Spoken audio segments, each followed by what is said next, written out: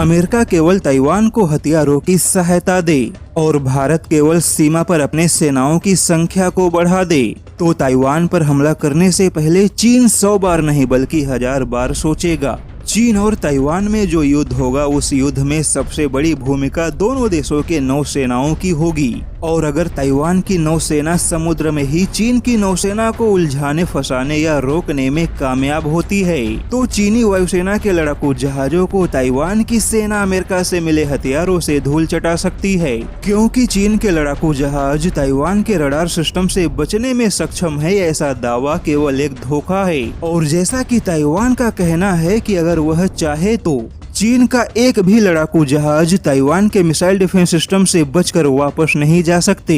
वहीं कुछ अमेरिका के रक्षा जानकारों का मानना है कि सीमा पर भारत का केवल दबाव बनाना ही चीन को युद्ध में पीछे ढकेलने के लिए काफी होगा। लेकिन इसी बीच ताइवान ने भी चीन को 1958 के युद्ध की याद दिलाई है। 1958 में जब चीन ने डोंगडिंग आइलैंड पर कब्जा करने के लिए ताइवान पर अचानक हमला बोला था, और इस युद्ध में ताइवान ने चीन को 1 के मुकाबले 15 का नुकसान पहुंचाया था। यानी कि ताइवान के 1 सैनिकों के मुकाबले चीन को 15 सैनिकों का नुकसान हुआ, और इसी अनुपात में चीन को हर मोर्चे पर नुकसान उठाना पड़ा। वहीं इस युद्ध के दौरान उस समय अमेरिका ने भी खुलकर ताइवान को ही समर्थन दिया, और 1958 में हुए इसी युद्ध को ही दूसरा ताइवान जलडमरू मध्य संकट भी कहा जाता है।